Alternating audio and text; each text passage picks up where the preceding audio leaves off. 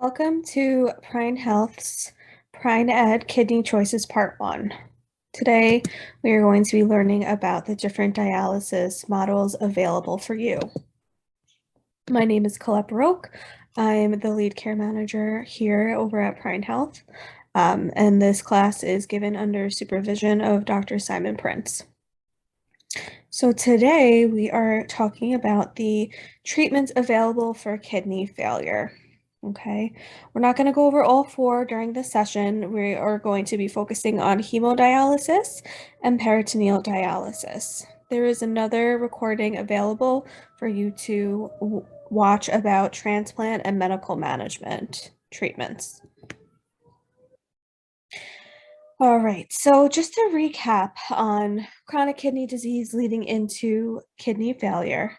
A good thing to know is what stage you are in, whether it be stage 4 or 5, where usually you want to start thinking about what to do in place of your kidneys function while they start to fail. Unfortunately, despite your best treatment, of course, and your doctor's best efforts, your kidneys can still fail. So this happens when about 85 to 90% of kidney function is gone. This is when your GFR, which is a very important blood lab value to understand, falls below 15%. Okay. Again, the treatment does include transplant, peritoneal dialysis, hemodialysis, and medical management for kidney failure. So today, like I said, we're going to be focusing on dialysis. So what is dialysis exactly? Well, there are two main types that we're going to go over today. The first one being peritoneal dialysis, the second one being hemodialysis. Dialysis does some of the work of our healthy kidneys, okay? It does remove waste from your blood, removes fluid from your blood, keeping your body's chemicals balanced in place of your actual kidneys. However, it does not cure kidney disease. Alrighty, so these are two different types of dialysis pictured here. Peritoneal dialysis is a type of dialysis that uses the peritoneal lining to filter the blood. We see here on our left, we have our patient with a peritoneal catheter. It's placed right in the abdomen there. Okay, so it is done inside of your body. Alrighty. In contrast, we have hemodialysis with our patient here on the right, where it uses a machine to filter the blood outside of the body. Okay, we can see she has a hookup there with tubing where the blood is being taken out and cleaned on an external machine and then placed back into the body after cleaning. So we will focus first on what is peritoneal dialysis. Okay, we have our picture here on the left. This picture is called continuous ambulatory peritoneal dialysis. Okay, every patient that does PD learns how to do the dialysis this way. All right, this type uses just gravity, just the dialysis solution. There's no machine for this type of peritoneal dialysis. But what happens is there are exchanges between the dialysis solution. It goes into the peritoneal cavity there, as you see pictured, where it fills the cavity. It dwells there, where the blood is then filtered through the dialysis solution using the peritoneal lining, okay? And then it drains out with the waste, and this process takes about 30 minutes to fill and drain, okay? This is an approximate amount, and on average, if you do decide to do the peritoneal dialysis this way, it's done about 4 times per day, which can vary based on size and your nephrologist recommendation. So typically I, do see patients going more for the machine with peritoneal dialysis. That is pictured over in our top right corner, and we'll talk about that in a few moments here. But with peritoneal dialysis, the key insights is that it does take place inside of your body, okay? It is done every day. So whether that be done by the continuous ambulatory, like we just talked about, or overnight with the cycler, which is the machine that we see pictured there in our top right corner. Alrighty, it is done at home, so it is flexible to be able to do according to your schedule, but it is mobile. Okay, you're able to travel with the dialysis solution, and that machine there, some of the newer versions are about 16 pounds. So the machine isn't too big where it could be a burden to travel with. The fact that it is done every day and over a longer period of time. So just so you are aware, the machine is done overnight while you're sleeping, so about 8 hours a day. This is a more gentle process, and it gives a more steady dialysis. Okay, you're actually getting rid of more waste toxins that build up in your body every day. So some patients actually get a little bit more energy by using the peritoneal dialysis route. All right. Another main point here, you are able to use that gravity option, the option we went over on the previous slide, without the machine. Again, everybody learns how to do this. Just in case you do have an issue with the machine there, or an issue with power at the home. Otherwise, usually patients do use that cycler at night. Okay, just to recap here, the peritoneal dialysis uses the body's peritoneal lining as a filter.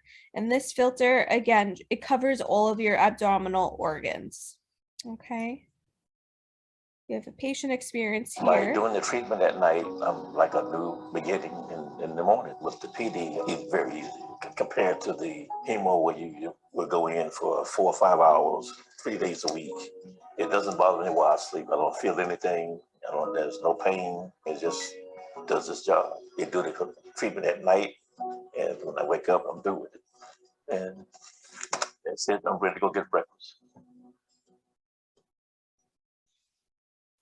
Okay, so that is Willie. He is our example patient on peritoneal dialysis there.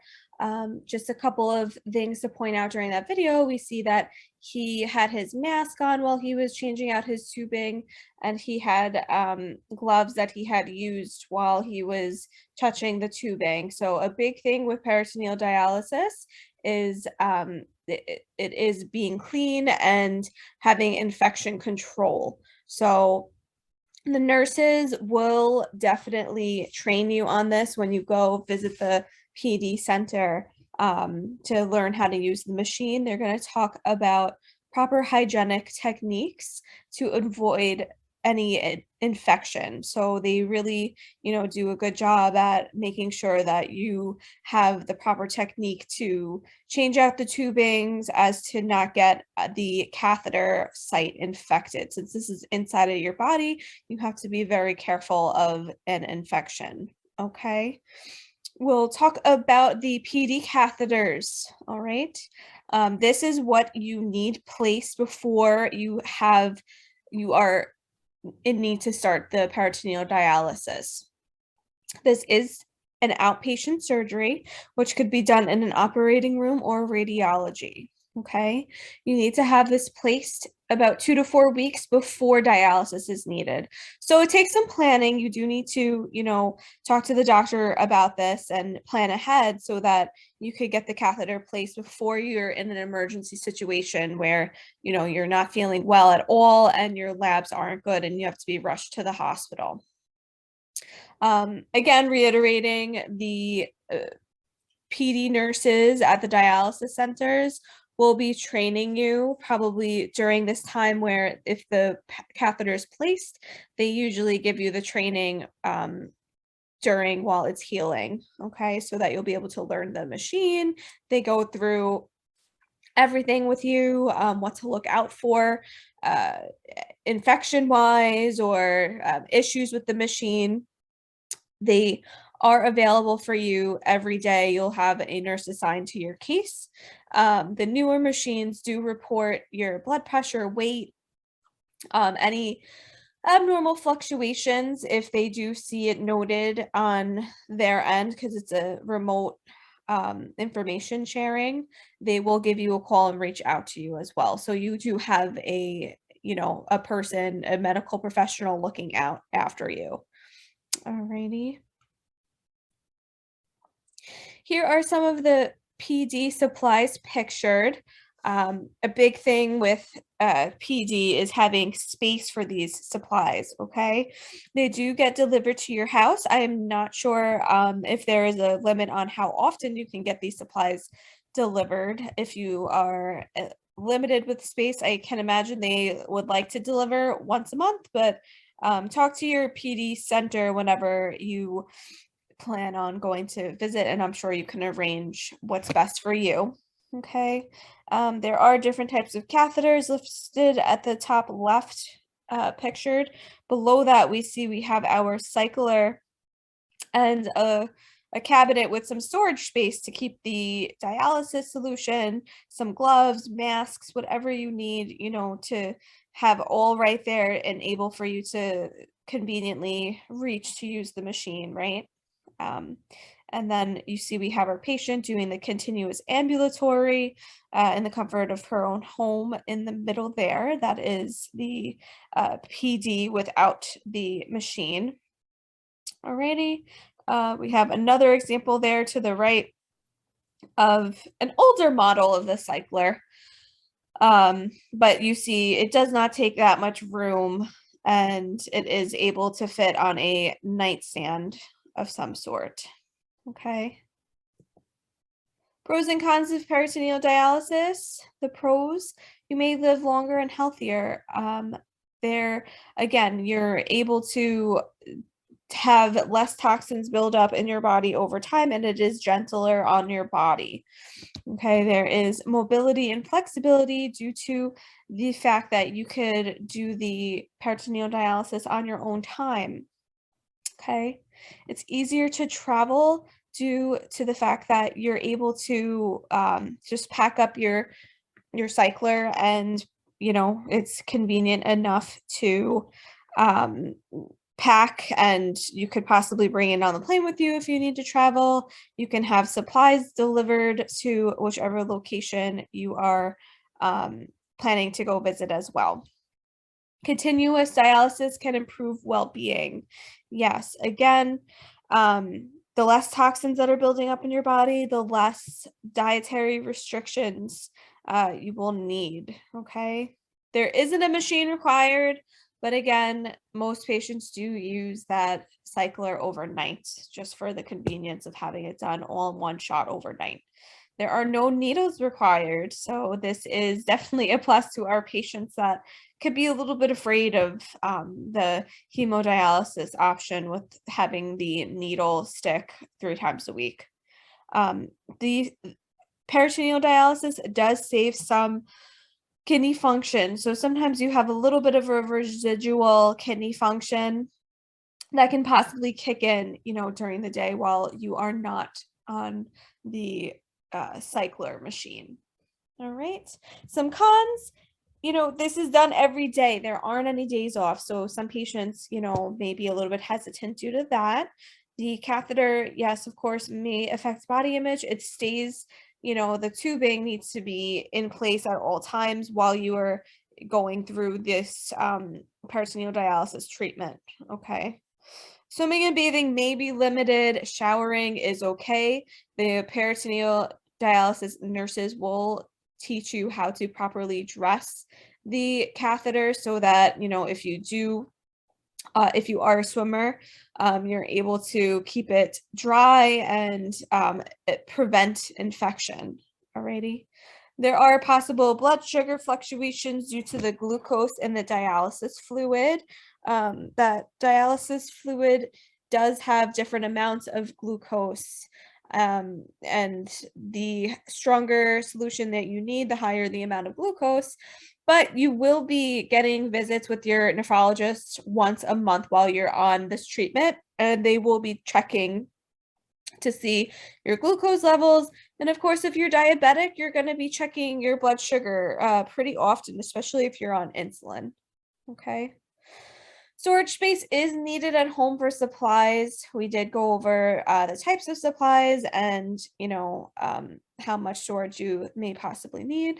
And then there's always the potential for infection within the catheter, which is very much based off of the way that you conduct your hygiene and the way that you keep your catheter site clean, using your mask and your gloves when changing out the tubing for the peritoneal dialysis machine. Okay. Here are some patient experiences while we transition a little bit here into hemodialysis. Some patients have given their testimonies about taking the road home here and having dialysis done in their home.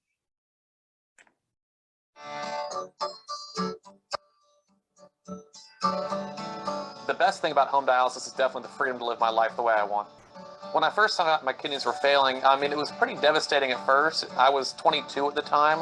It's really not something you expect to hear at age 22, but the way I live my life with, I need the energy, I need the freedom, I need the time, and really home peritoneal dialysis does that for me. So I started off on dialysis doing hemo about 3 years ago.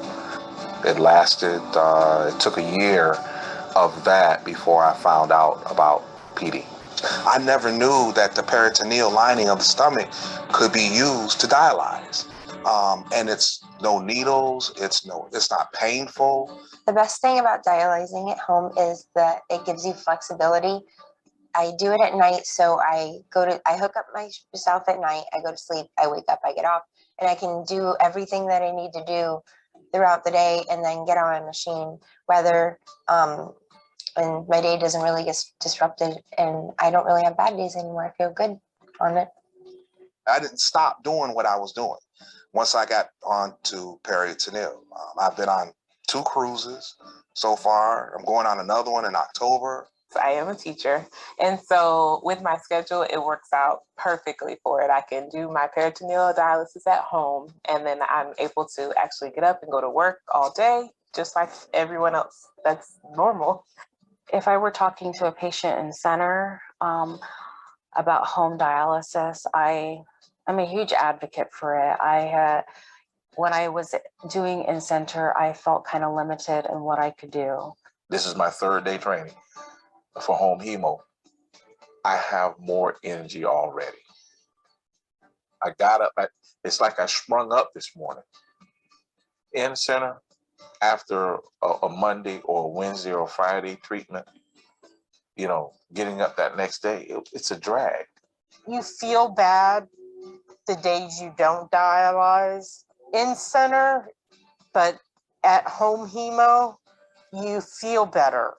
You dialyze more often, but it's not as long, and it cleans your blood better. I play with my grandchildren more, which is the main thing you live for now. You get your life back. I have nothing but great things to say about PD. Once people find out about home hemo, there's no going back.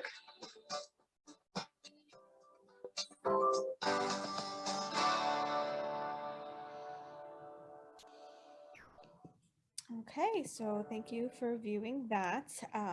So just to kind of recap over that video, we definitely want our patients here at PRINEd Health to understand all of the options that they have available for dialysis, and the 2, that you were able to do at home.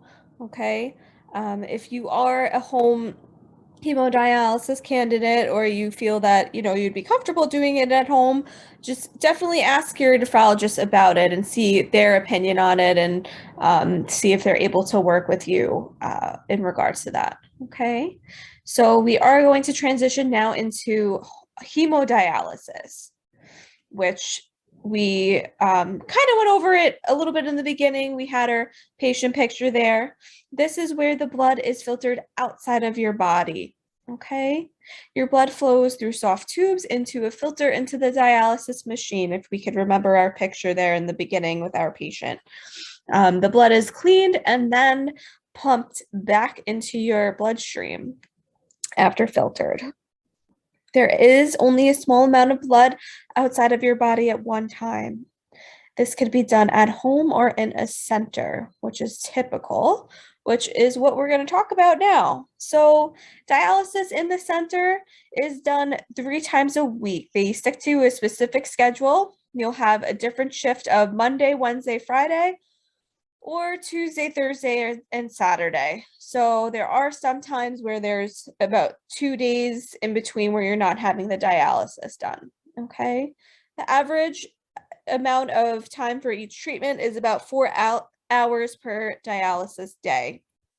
So, you have a specific time that you're assigned, which is our next bullet. There's about 2 to 3 different shifts at each center, which you have to stick to. This is very important that you are on time and stick to the schedule that you are given, okay? These machines are being used for about 4 hours per each patient, so you have to be mindful of whoever's coming after you, or getting there on time to start, so that the dialysis center is able to function and be able to take care of all of the patients that they have. Okay. Patients, at the dialysis unit, there are a lot of medical professionals on site. The nurses are there. You see your nephrologist there. Well, he'll come visit you too at the center. There's social workers there just in case you need to coordinate any services with them. And then they have sometimes transplant coordinators or people from transplant programs that walk around. Sometimes they have information about that at the different centers. Okay, so there is more of a social aspect to being in center. Sometimes patients do like being around those who are in a similar situation as them, and you're kind of seeing the same patients on the same shifts, the same people on the same shift. So some patients do like, that aspect to make some friends and, have a little bit of a social network there at the dialysis unit. Okay.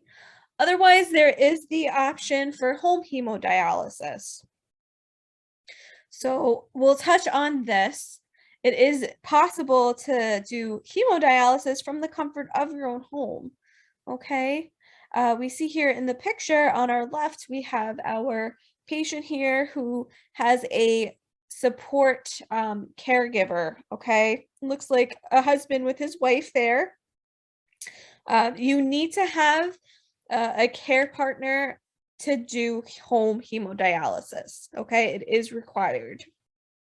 You need to make sure that you have adequate space, electricity, and water drainage for this machine usage. We see the machine in our picture. It is about the size of a mini fridge. It's not as small as the peritoneal dialysis machine. Okay. So just imagine that at least the size of a mini fridge that you need storage space for.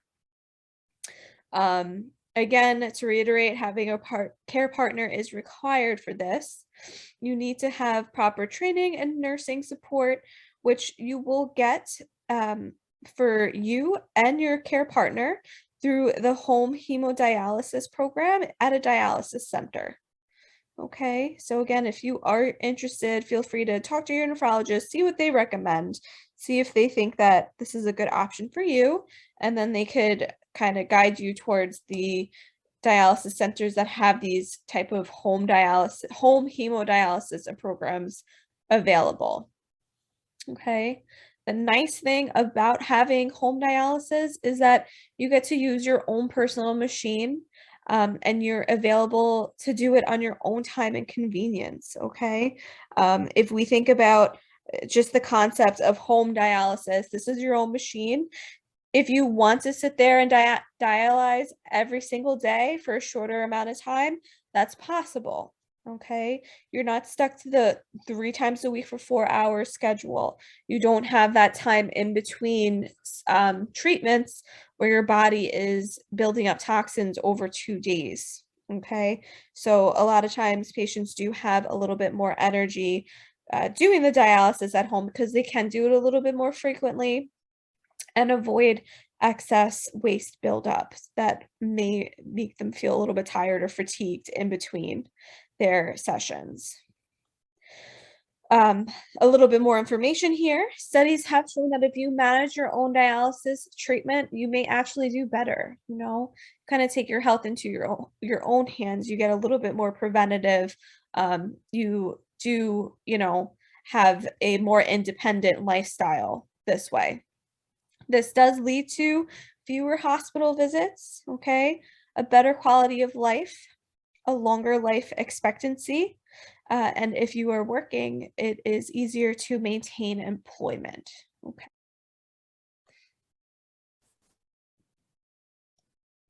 Okay, so let's talk about how does the blood get into the dialysis machine. All right. It is something that you do have to prepare for, just like the catheter being placed in for peritoneal dialysis, but this connection or access is made by joining two blood vessels. Okay, you need this access to be made before being able to have dialysis if you are planning on this route. Okay, a fistula is the best choice of access for most people. So we'll talk about the fistula here. The steps to take in planning to get this fistula done, you should really start planning at least 6 months before hemodialysis begins. This is mentioned towards the bottom of our slide here, but basically you have to coordinate with your nephrologist, see which vascular surgeon they are referring you to. Okay, you'll have a consultation with the vascular surgeon. They will do a vessel mapping or an ultrasound to pick which artery and vein to use. Okay, then they do the procedure to join the artery and the vein in your arm. These two vessels will grow together so that they could be used for dialysis. Alrighty. Again, they want you to start planning at least 6 months before. And possibly it would be great to have this done and healed and all the, if you have any complications, just addressed about 6 months before you need hemodialysis. It does take planning. You cannot just use the fistula right after it's created. Could take up to 8 weeks to be able to fully function. Okay, so it does take time and planning just so you're able to start dialysis smoothly. Graft is another option that you do need to plan for. It does connect an artery and a nearby vein, but it's placed with the piece of man-made material there connecting the two vessels. This is used only if the vascular surgeon, cannot find the best vessels for the fistula. Okay, so this is, second choice there if your veins and arteries or vessels are not adequate to support that fistula procedure. And then the catheter is what happens when what has to take place as a last resort if you need to start dialysis in an emergent situation where you were unfortunately unable to plan to get either the fistula as a first choice or the graft. What happens is you end up having to start dialysis in the hospital with a catheter. Now, the catheter is a plastic tube that is placed into a vein in your neck or chest. Okay, again, this is a choice of last resort. We really want to avoid this with our patients. There is a high infection rate with having a catheter. Okay, again, to reiterate, this is used in emergency situations. So we are trying to, just give our patients the education so that they know ahead of time once they choose their choice for their kidney replacement therapy, whether you want to go with PD or hemodialysis, there is planning And it's best to have this planning done early, not necessarily meaning you need dialysis right away, but it takes time for these type of procedures to heal and be used to be able to go through the dialysis treatment, so that you can avoid having the catheter placed in an emergency situation. Okay, so to recap here, we'll talk about PD versus hemodialysis. On our left side, we have PD. So with peritoneal dialysis, we learned it's done every day over a longer period of time. So it's getting rid of waste more frequently, which leads to less dietary restrictions. Okay, there are no needles needed for peritoneal dialysis. The next couple of bullet points here are true for peritoneal dialysis as well as home hemodialysis. So with both of them, you do have more flexibility and independence due to really being the primary manager of your care at home. That leads to more independence, and you have the flexibility of doing the dialysis on your own time and your own schedule, right?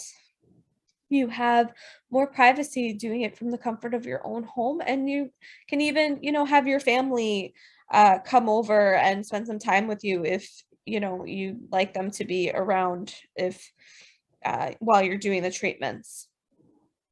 You can have a greater sense of control because, again, it's in your own home, and you learn a little bit more, you get a little bit more hands-on with your care. You do need the space for supplies, as we did discuss.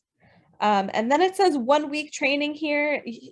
This is really up to you and the peritoneal dialysis nurse or the home hemodialysis nurse. They will make sure you are absolutely confident in using these machines before they send you home to use them.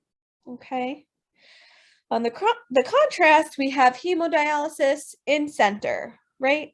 We have our medical staff there on site. Remember, there are, the nurses there, the nephrologist sees you there. The social worker is available as well.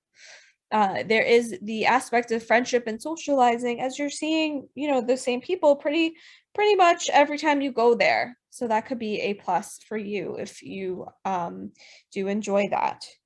There is limited privacy, of course. You are in a facility with multiple different patients getting the treatment at the same time. It is done less frequently, again, on a 3-day-a-week schedule. So there are more dietary restrictions, which on top of the other medical staff that we did note, there are nutritionists there that you could be assigned to. It is limited due to your schedule that you have to stick to. As we said, you're on a time slot, and you have to be mindful of the patients coming after you. And you have to take into consideration the cost of travel to the center. Okay, what do they have in common?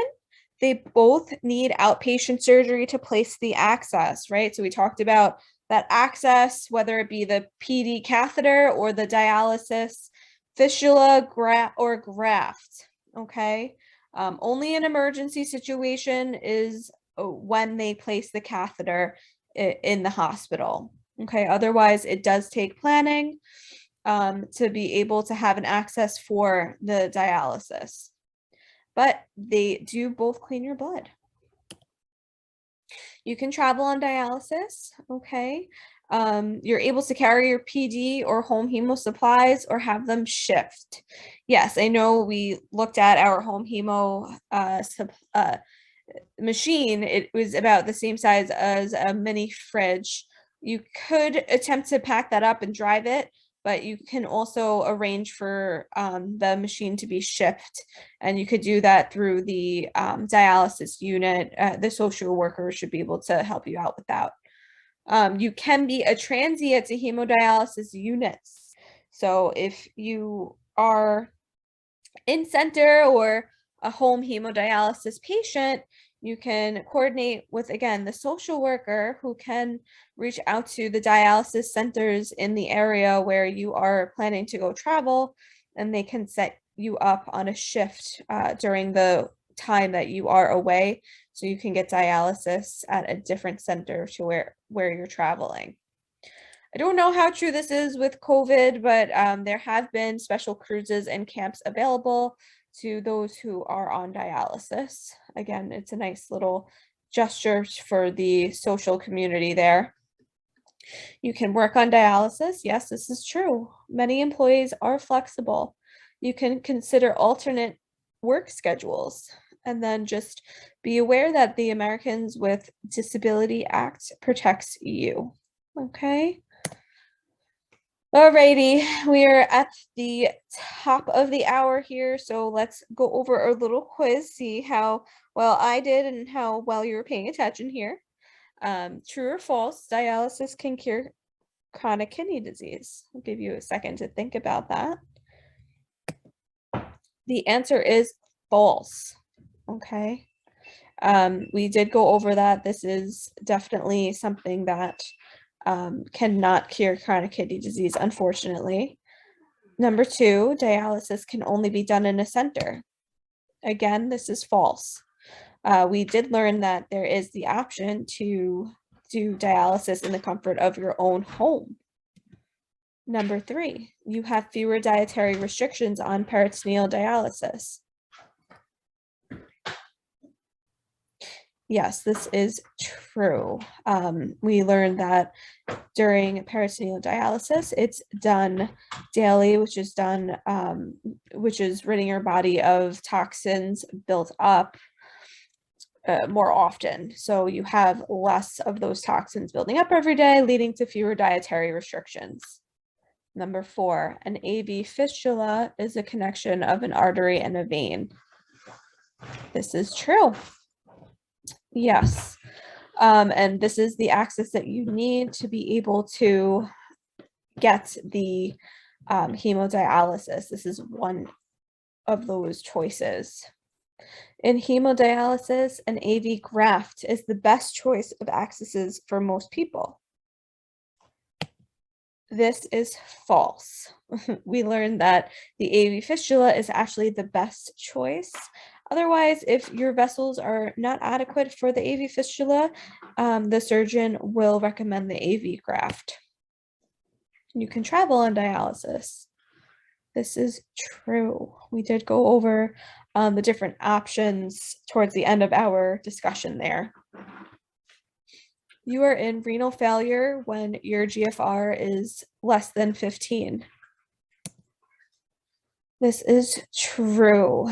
Yes, that is the number where you start to get into stage 5.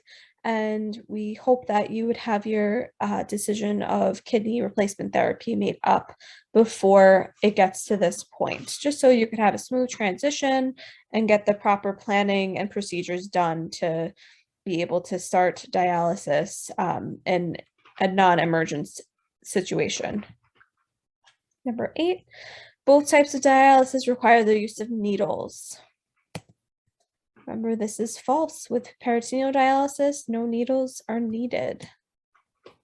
Okay, so we want to open it up and let you know of your option to continue these discussions with our chronic care management program. Okay, you can definitely ask your doctor about this or reach out to our PRINEd care team here.